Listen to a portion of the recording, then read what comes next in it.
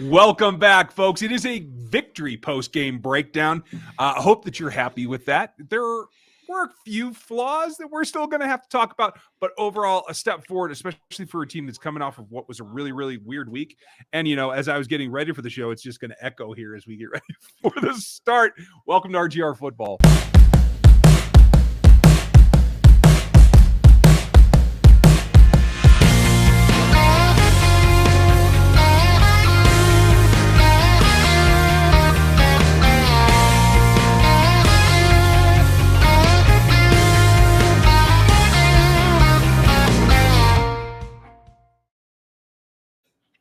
That was a flawed beginning. Mr. Daniel Harms, how are you, man? Oh, I'm doing good. I think that this was, if you guys actually listened to the video I did yesterday with one of Eagles YouTube guys, I actually nearly called the score. So yeah, that was a lot of fun. I knew they were going to drop a 40 on the Eagles. That makes me happy, and definitely some things to hopefully work on, even though I think that they've had the same issue the last 2 weeks and have not cared. All right, I'm tweeting everyone out. We are live, and folks, I hope that you guys enjoy these. We enjoy these, and I need a little bit of time to decompress, usually after a game, because we do the Locked On show, and we try to do it just before or during the pressers. We found out a couple of injuries in the pressers today. Kando, we knew he had gone off. It is an ankle. I don't know the severity. It's going to be interesting to see there because they're really thin at end now. We're going to talk about that position quite a bit tonight. And again, Dan and I are going to go through our notes. We'll try to answer a stray question or two if you guys would, but all the questions will be tomorrow night on the Monday night Q&A, same time, not same time as now, at 6 Central tomorrow night. All your questions will be answered. If you are answering a question tonight and you really want us to get a look at it, go ahead and put a question mark before it. We'll try, no promises. And if you really have to, go ahead and super chat us. And if you do super chat us, we appreciate the support. We do. And I feel guilty when I do that, so we'll make sure to do that. He's not wrong. It's just the way that it is. But like, sub, and hit the bell if you're new, because we do this after every single game, no matter when it is. So clearly a couple of things stand out, but for you, overall scope of takeaways for this game, how do you feel about it? Great. The offense was never the problem. And people trying to make this insane interjection that the offense was the reason that the Chiefs weren't winning games is just full of it. Because, and it was funny because I was listening to the pregame stuff, which I never should do because it really just makes me mad. And if you're listening and you hear people say that when you watch the game against the Chargers, that the offense was just letting them down in terms of not being able to move the ball. No. It had nothing to do with not being able to move the ball. They had just stupid turnovers. And if you guys are actually looking up right now, like I got pictures up, like it's starting to look nice, and we're gonna get some more stuff going. But again, back to the offense. No punts today. No punts. There we go. Like it was a lot of fun to watch this offense move up and down the field at will. And then unfortunately, when you go back to the other side, it was like offenses were just doing whatever they wanted to do. And the Chiefs were like, oh, okay, we'll do the same thing. And I think you could tell that getting that run game going has actually opened up a lot of things in the passing game. Almost like it's supposed to when teams just like drop back a bunch of coverage guys and you just hand it off to Clyde for 8+ yards a clip. Like that's exactly what you should be doing. It's like maybe somebody here at RGR has been telling you that for the last 5 years, Andy. I don't know. But and I tease Andy Reid because I do want to point out that this, I think, was clearly they moved the ball on the Chiefs defense because the Chiefs defense is subpar, not because they're an explosive team or this offensive juggernaut. Correct. But it's enough to keep them in the game. And so for Andy coming off of a week where he began the week hospitalized, he got them to get rid of for the most part, the turnover issues.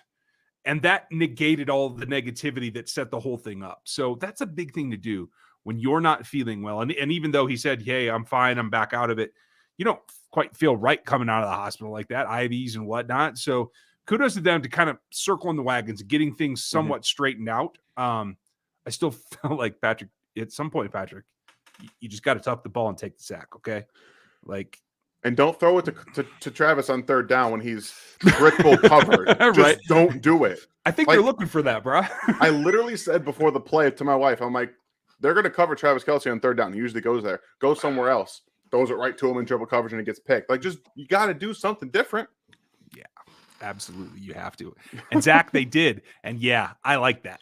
I think the most interesting thing for me was not that they were effective, because we've seen Clyde be effective in spurts. And I didn't tweet as much today because I was trying to make sure that I was looking at the wrinkles.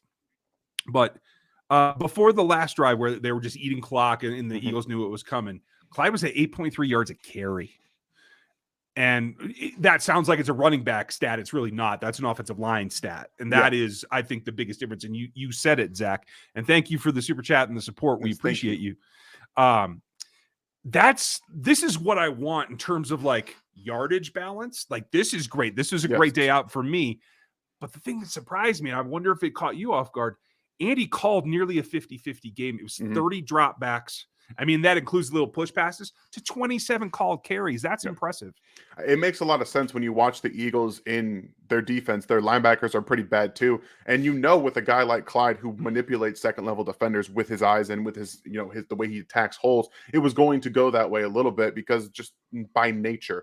And not only did Andy see it, he exploited it every chance he got. He had 11, at one point he was 11 carries for 91 yards. Like, that's extremely efficient, and they were taking advantage, much like the Chargers did last week when you saw the Chiefs go into like a dime look, but whenever the Eagles got like back, they just handed it off. They just handed it off and said, go get 9-10 yards, and that's exactly what he did. And no, one of the things that always kind of irritates me is people say, well, when's he going to break this 50+ yard run? If you have 6-7 defenders back playing off coverage, no running back's going to do that. Clyde is slower, so he's already not going to do that. But you're going to see these chunks, and he's not going to get a 50+ yard run. He's not. No. You just brought up something that somebody else was screaming at me during the game, and like I got to find it because I saved it on purpose. Oh yeah, that's about how slow Clyde is. I mean, I think a lot of people say that he's not explosive. Like, that's the number one thing that I get when I see people talking bad about Clyde. Like, he's not super explosive, and I think that they miss the ways he's explosive. Like, what he does with his hips and his change of direction. You've seen multiple times over the last 2 weeks that he's actually able to do a lot of things with the hips and with especially the inflection in his ankles, something that a lot of running backs don't have. So he's done a great job these last couple of weeks of taking advantage of the offensive line, because they have bullied the last two defenses that they played up front with the run game. Yeah, and I personally love to see it. Just saying. Yeah, it's amazing. It's great when that works out. Clyde, I have it on the wrong machine here. It's not the one I'm streaming with. So anyway, the whole point is that Clyde and Kareem Hunt are nearly identical in all their speed metrics from their combines. And yes, it's still applicable because Kareem's not that old. If they were, second and third year contract guys, then I'd say it's not that worth it. But you guys, Clyde's not that much different. I will say that he doesn't have as good of leaps. So maybe he looks a little bit less explosive. But the difference for this group is not only did they get the looks like you were saying, where they had the high shells, but they also, I think, function as a group better because they doubled and got off. They've been doubling pretty well, but they haven't been getting off. Yeah. And so when you can get off to their linebackers, that's what made the big difference today. And this is what we've been waiting for. Remember what I told you in OTAs? About week 5 is when the offensive line is going to gel. Now, Niang had some troubles. Clearly, speed was an issue for him today. I don't think he was quite prepared for that. And Sweat's got a pretty good get off. But I'm not terribly concerned about that. I think that is, again, an adjustment period. Welcome to the NFL. And I think the run block, I think, bolstered them as a unit. How did you take it? Yeah, I think once they started getting the run going a bit more early in the game, I know that Creed gave up his first NFL sack today, and against a guy who's having a really great year in Hargrave. He's having a great season. He's having a resurgence in this defensive line, and it was going to happen eventually, guys. Like, I know that he's still a rookie and he's been playing great, but sometime you're going to give that up. But after that, I feel like they had some struggles early on with both he and Niang missing some guys and letting some of that speed and quickness get to them. Yeah. They really started to punish them, and I think that was something that Andy Reid probably he and EB on the sideline were telling him, look, we can push these guys around, And the way that they're playing Travis Kelce specifically and trying not to let the deep stuff happen, you can take advantage of that, especially like you pointed out, getting off those blocks into the second level. That's what creates those 10, 15-yard gains and allows Clyde to get upfield and do what he does best in open field. So, yeah, it's going to be huge because I personally don't think that Buffalo's front seven is as good as they've been playing. I think this is an important week. You think they're overachieving right now? I think they completely are, and because I don't see the talent there. I don't. I know that they've addressed some draft picks into the defensive line, but I personally don't think that they're as good as they've been playing. I think their competition's just been lack. So I think we're going to see that a little bit differently this week. And these last 2 weeks is a huge confidence builder for that offensive line. Yeah. And remember, folks, this Buffalo week last year was the one where it was inclement weather and they ran all over them. Yeah. So this as a stepping stone into next week, I think is going to be really important. And I do want to let you guys know next week's going to be very interesting around here. It is going to be interesting. Some unique content. Monday night Q&A will be Mr. Dan Harms running the show because I am going to be on an island after the Buffalo Bills game. Yeah, yes. Not this coming Monday, but the next. No, not tomorrow. I'll be here tomorrow. But special week for the wife and I. So we're getting out of town. We're going down to the Caribbean for a week, and Dan's going to be running the show around here. Seth, hopefully, we'll be able to make an appearance, and I will try to drop in depending on like what kind of connection I have. That's what I have no clue about, whether I'll have decent connectivity. I know you guys are saying to yourself, well, you look like crap right now, so it doesn't matter. I get that. But just want you guys to know that it's going to be fun, and I want everybody to be here and be supportive. All you regulars, we really appreciate you. And I know Dan will appreciate if you will be here helping out. Yeah, you guys help me run through it. Yeah, it's good. I think it's going to be great. I get to sit back and watch one for once, hopefully. We'll see. A lot to go here. And yes, Seth, we did see a DOD sighting, evidently. I missed it, to tell you the truth. I honestly did too, because the linebackers have been so bad that I just honestly, I didn't see it. I'll go back and I'll find it, and I'll hopefully be impressed with it because. And that's what I'll say, because like I'm going through my first half notes, and it is linebackers missed RPO, tight end running free. Where's the safety on that? Why is Sorensen not chasing down a tight end that he should be faster than? Goddard is not an athlete, you guys. This is a problem. This was, and so I finally ended it. My last note of the first half is, whatever the question is, the answer is not 49. And for some, I mean, I know that there is a lot of speculation about, Thornhill. He came in and he did make some good plays. I think a lot of it has to do with the fact that he's not playing. Like, he's not playing a lot, so he's got to get his legs under him to start the game. And when you're sitting on the bench and then they just say, hey, go in and tackle Jalen Hurts, that's not a recipe for success. Yeah, it's not. And I know that you want to see him make that tackle in open field. You want to. But it's Jalen Hurts is probably the second best dual threat quarterback in the NFL. No, probably third, outside of Lamar and then Kyler. I think that he's right there. Yeah. The way he can make people miss in the open field. So, and a week ago, people were giving me crap because why do you still support Jalen Hurts? Well, he showed you today. Yes, the Chiefs defense is a bottom half of the NFL, bottom third of the NFL defense, but he took advantage of it when he was supposed to. 387. From a Chiefs perspective, that's unacceptable. And there's evidently something going on with the microphone in Dan's house. That's okay. There's a fly around here somewhere. It's just irritating me. So I was just trying to catch it. So I don't think there's anything glaring about the backup wide receivers before we get to D-Money's question. I thought McCole ran hard when he was handed the ball again, whatever that little pass was. Yeah. Didn't see a lot of routes available for him. Obviously, with the running game taking so many reps, I think that's okay. How were you on Pringle and D-Rob today? I don't think D-Rob was targeted. No, D-Rob wasn't targeted. You had I think Pringle only had one target.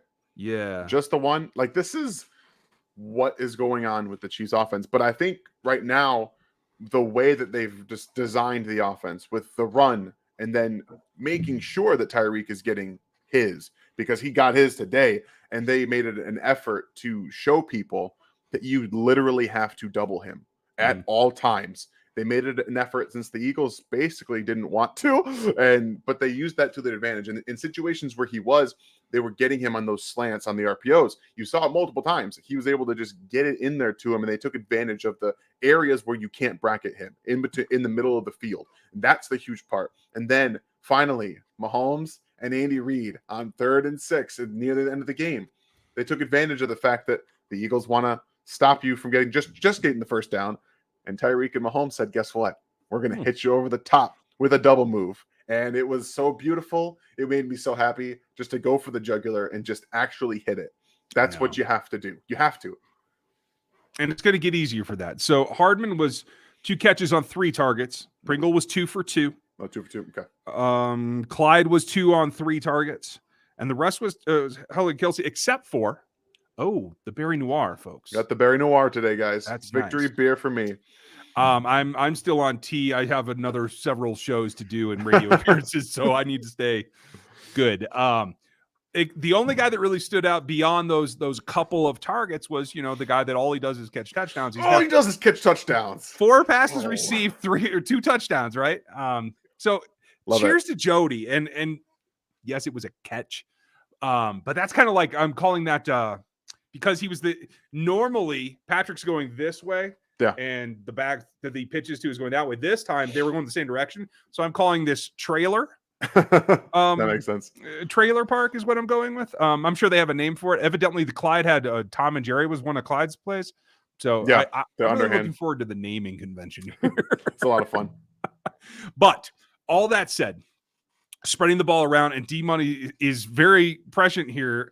I see why they went out and got Josh, and yes, because they've been piecing it together with all these other pieces. They're going to have to outscore the 29 team.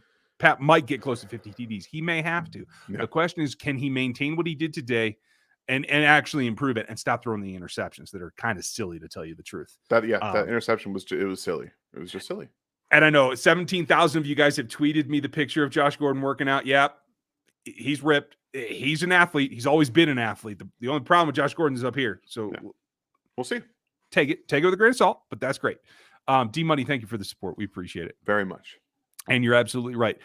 If he can come in and learn the offense and stay on the straight and narrow, physically he can help this offense quite a bit. And look out. Yeah. Look out. Longmorn, thank you. Looked like EB was calling for a lot of O today. Am I wrong? I didn't notice I was taking a lot of notes today. I tried to be a little bit more thorough. I've been a little lax the last couple of games. So I didn't see a lot of in between the plays. I wasn't watching that. Did you notice it, Dan? I didn't see. And the thing is, I think that they do a lot of talking on their headsets, whether it's to Mahomes. I think EB's always had an ability to communicate. So I don't know if he's calling plays, and every time they flash to him, he's still doing the same thing that he's been doing for the last couple of years. So he very well could have been. And with Andy's maybe moving to the run a little bit more, it wouldn't surprise me to see him say, hey, look, you can take this, because I think this is an offense that shows you what I think EB's all about. I think that he was I want to say he, because I want it to be EB calling these plays. I want him to be to show him. I just don't know behind the scenes how much he does and how much he has his hands in like this offensive game plan. I want it to be a lot, but I don't really know, because we'll never really know. So it looked a lot like what I would see in Eric Bieniemy offense being. That's what I saw on the field today. Like true, run the ball down your throat, but still know that you have an absolute ace in the hole every time you need him kind of quarterback. And that's what it looked like out there. Well, and I'll tell you this, guys, too. The reason that I'm always talking about balance in the offense, this was a balanced play call. Yeah. I don't need it to be 50-50. When I'm talking about it's like 45% run is enough for me, maybe even 40 on a day, right? But it's because what we've been seeing is you guys go ahead and run. We don't care. We're going to be back here taking away Tyreek and trying to take away Travis. I know there's a question about that here in a second. Yeah. When you run like this and you hit the unders like this and you don't have to use Travis Kelce in that intermediate area, it brings the defense down. Mm-hmm. And now every team in the NFL, they watch the last 3 games on film. They might go back and pull some plays if they have, quality control coaches that don't have anything to do. They might pull more than that. But mostly it's a max 4-week cycle. So now teams next week have to go prepare for all those run fits. And that's going to make their game plan that much more difficult and open up opportunities for the team. And that's all it's about. That's all we've been asking. Is what we've been telling you over the offseason, that this offensive line's not just to protect Patrick Mahomes. It's to open up the run game and make it efficient. 11 for 91 at one point is efficient.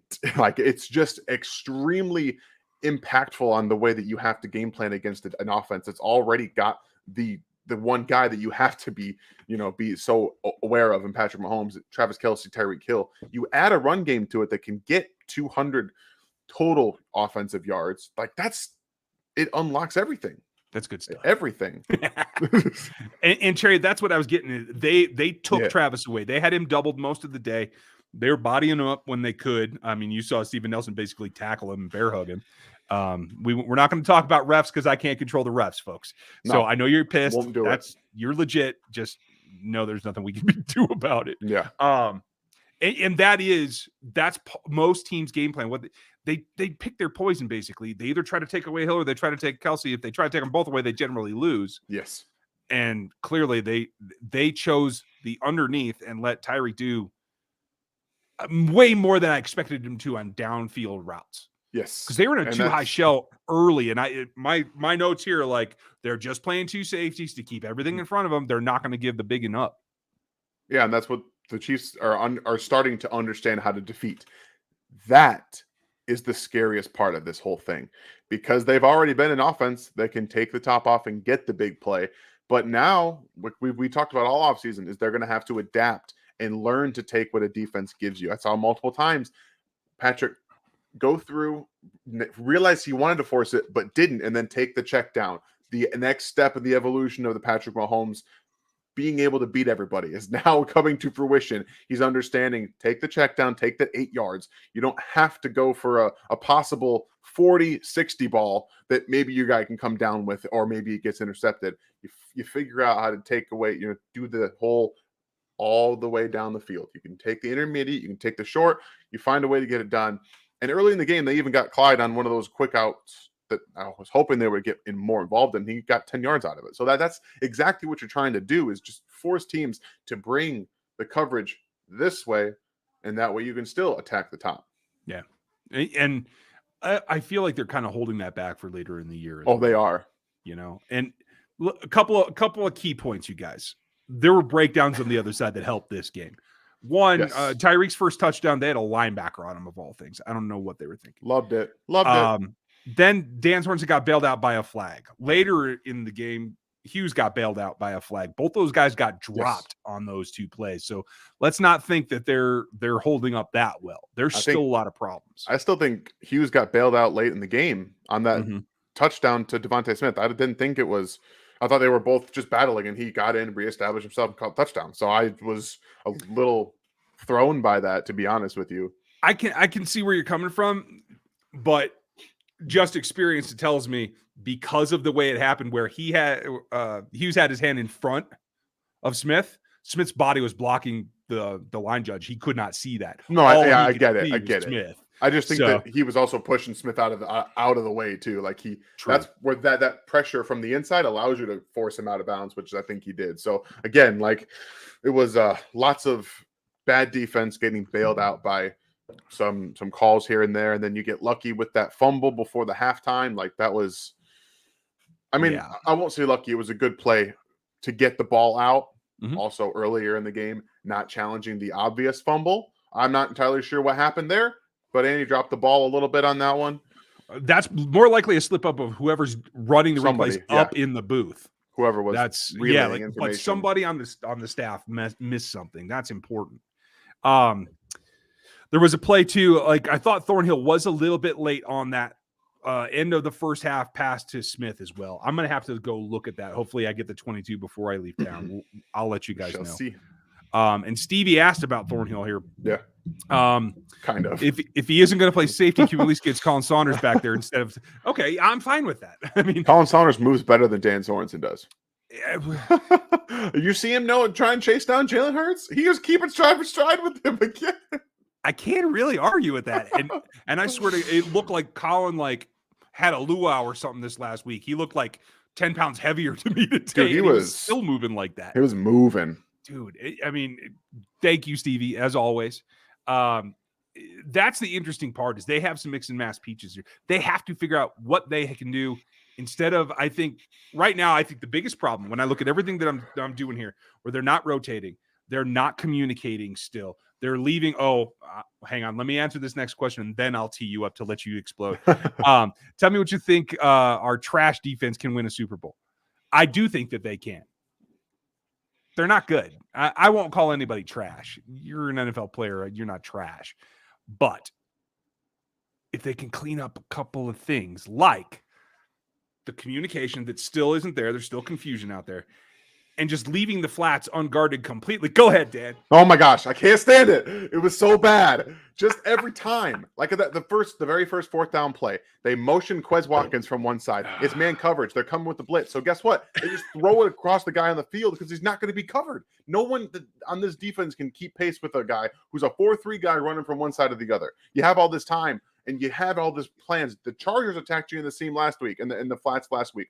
But again and again and again, Kenny Gainwell, a guy who hasn't been involved in the offense, we're going to dump it off to you in the flat and let you get 12, 15 yards because the defense is not going to care. And they didn't all game. Every single time, just let him flow out. And whenever Jalen Hurts escaped pressure, which I will admit, there was a good amount of pressures in this game generated by blitzing and maybe just kind of making Hurts uncomfortable and forcing him out of the pocket. All he had to do was roll out, dump it off to Dallas Goedert, Kenny Gainwell, Miles Sanders. It didn't matter because they just had someone in the flat knowing that the Chiefs defense doesn't care. And if they don't get it fixed, this is going to be the defense is just, the offense is just move against this defense. It's not like a immovable force.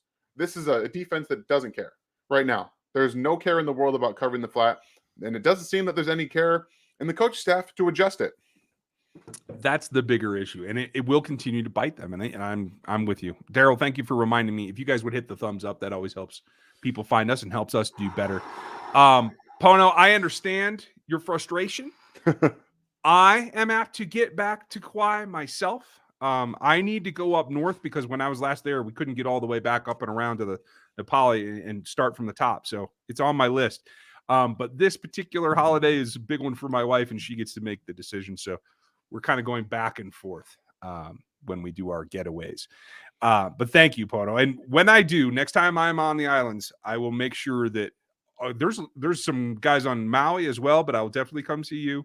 We'll put something together. And Stevie said if he won't, he just has to talk to Gooch to arrange it. Gooch is on the frequent flyer plan from NYC to Casey, so he's racking up the miles there. He really is. Daryl, thank you. Appreciate it, Daryl.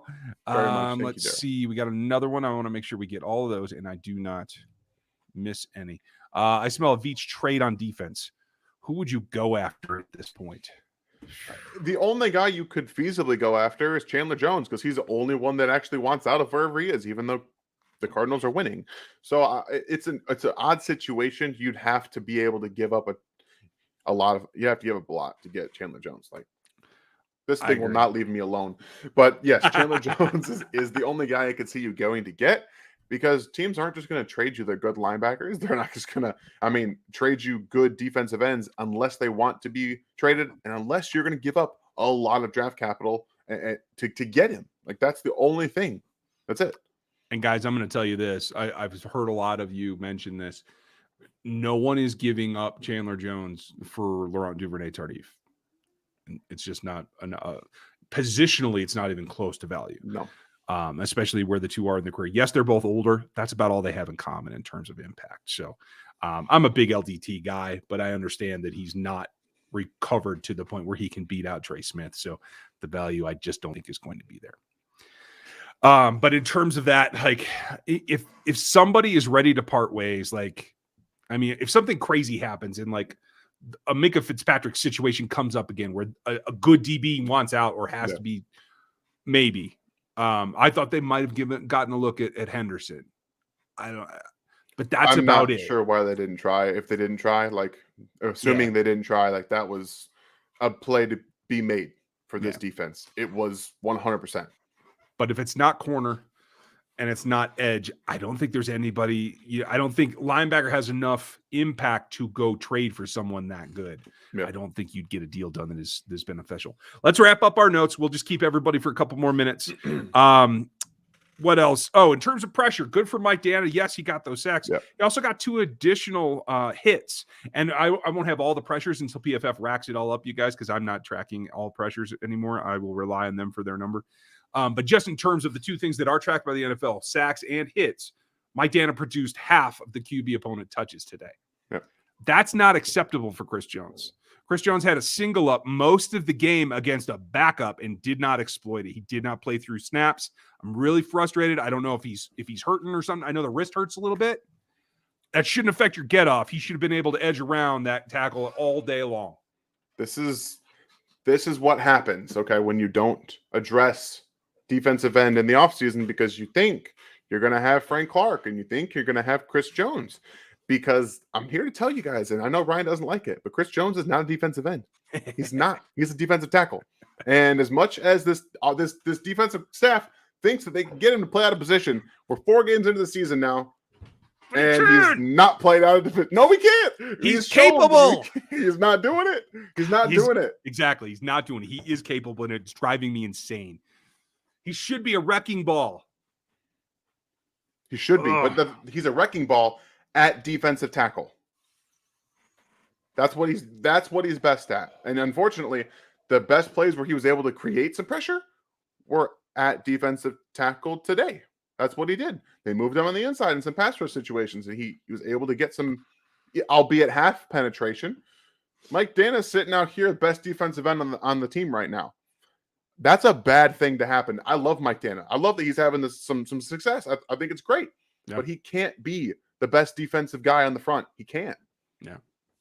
Now Scott, you're paying $20 million and $20 million. Yeah, exactly. Scott, you're right. Snead did come in on one of those blitzes and get one. I'm talking about front 4 pressure. Yeah.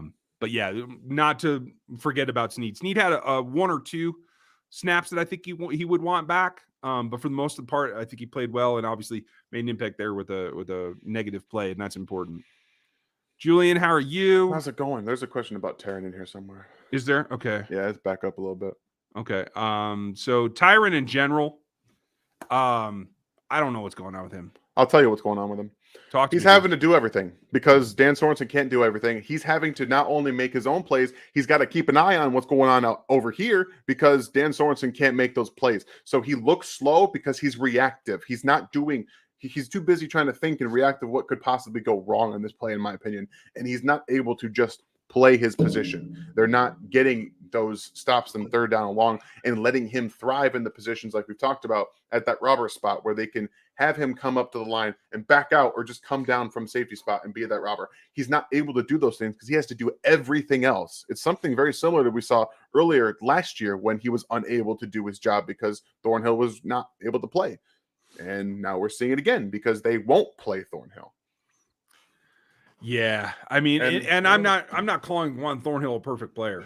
I'm not either. Obviously, he missed the tackle. I think he was late on at least 1, maybe 2 deeper passes where Hughes was in trail, and he should have had him over the top, and he didn't get over there. Yeah. So I can understand that there's things he has to work on. There's things that the coaching staff is probably frustrated with that he's not quite as good as he should be at this point in his career. Fine, but what you're doing to try to get through to him is costing the team in terms of productivity. And like you said, not being able to get Tyron in place to be Tyron and make those big plays and get those turnovers that will, in the long run, help this defense the most. Yeah, and I think that the detriment you're causing by keeping him on the sideline and then saying, "Hey, go out there situational," like we talked about, and essentially make a play on Jalen Hurts in the open field. It's costing him issues because you have to, like we talked about, you have to get your feet under you. If he's not out there from the start, then he's not able to just get off the bench and get his legs going downhill where he's working best and able to make plays sideline to sideline because he has to get his feet under him and is not able to do that without any kind of consistency. Yeah. All right, folks, we're going to wrap it up here because I have to go get ready to do the college show and a couple of other things as well. I don't know about Willie. I'm glad that they're not rushing him back, and I know it's painful to watch the linebacker play. I think Willie will help that some, but you also have to understand that attacking downhill is a coaching point. And if they're not being coached to do that, you're not going to see Willie do it either. But I also don't want them to rush him back and risk further injury to Willie Gay's foot. That is, I mean, for Willie in particular, of all the linebackers, he needs his feet and his legs the most. So if it takes another week or two, so be it. He's got to be ready to go and sustainable so that he doesn't re-injure himself right away. That's going to be difficult. And there was one other thing. Ryan's concerned about Kels. They were trying to double him up. I think some of the run took opportunities away in terms of total pass count. Don't worry about it. It is nothing to be concerned about. If you have a day where neither Travis Kelce or Tyreek Hill get 50 yards, then start to worry. Yeah. Like you saw in the first couple of games, like the first game, Tyreek and Kelce bombs away. Like that's what happened. Second game, teams were like, okay, we're going to take Tyreek off and let Kelce kind of live where he does. And that didn't work. So they were like, okay, we're going to take Travis Kelce away and let the most dangerous player in the NFL out one-on-one. So if teams get smart, what I would have done myself is I would have taken two guys, put them on Tyreek Hill that weren't Darius Slay. I would have just put two guys on him all day. Said, fine, you live there. I'll take Darius Slay and put him on Travis Kelce. Everybody else, if you can beat me, you can beat me. But they did not do that, and it showed in the game book because Tyreek Hill had himself a day. Yeah, it's pretty impressive. And I wonder if I missed something else. Somebody said that Reed was in on a sack as well. I'm not seeing Reed in the official totals of being credited with anything. Oh, he did. He had one TFL, yeah, not a sack though. No, he had.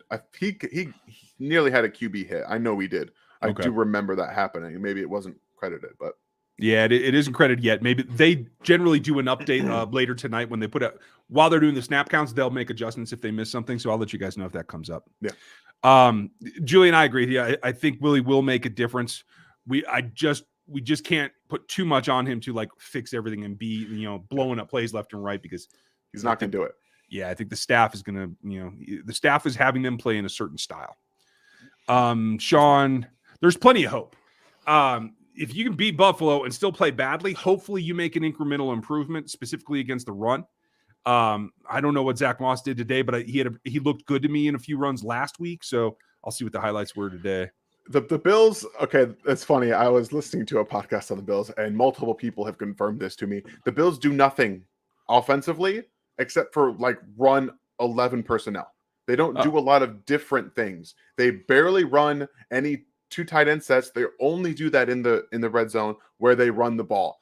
The way that Spags, if the Bills want to win this game, they have to come out and be different than they've been, because last year and this year they're doing the exact same things and kind of forcing Josh Allen to be what Mahomes is trying to do now, but not giving him the help with the different types of formations and different looks that the Chiefs are doing. So unless they continue to do what they're doing, I think Spags can have a game plan, particularly because they don't run the ball. Like, they don't care about running the ball. They don't want to run the ball. They want to throw it. I think that plays into what Spags wants to do. It's all going to be about how he can confuse Josh Allen. Yeah. And if they do, and they do go back and revert to trying to run, I think Moss is the one that I'm a little bit more nervous about, but they're both almost the same in my opinion. Yeah, fair enough. Okay. So I'm feeling pretty confident. There's your ray of sunshine. Maybe you get Willie back, and it's possible that because of the incongruity and playing into what Spags wants to do, that it's strength on strength, and I will take them in that condition. So that's it for us tonight, folks. Not quick, sorry. Wins are never going to be quick, just because you guys know. I used to do the post games in like 15-20 minutes and we were good. That's still the goal, and so we don't take up your night. But tomorrow night, all your questions answered, regular time, 6 p.m. Central. You can see it up over there. If you would like sub and hit the bell if you're new, appreciate it, please. Consider joining the memberships if you're not new, but you're not a member yet. We're adding more to the Discord. I know I have a couple of requests out there. If you are a rookie member or above now, go ahead and send me an email. Let me show it to you. That's it. Let me know your username and the email to send your request to, and I will get that. I know I have a few waiting, guys. I'll try to get to them tonight. So I hope that you guys have a good night. Dan, I hope you enjoy the evening game. I'll put it that way. Oh, I will. I already know what's going to happen. So like, I'm just going to watch it and let Tom Brady destroy Bill Belichick's career. Okay, rock and roll. Folks, enjoy yourselves as well, and we'll talk to you tomorrow.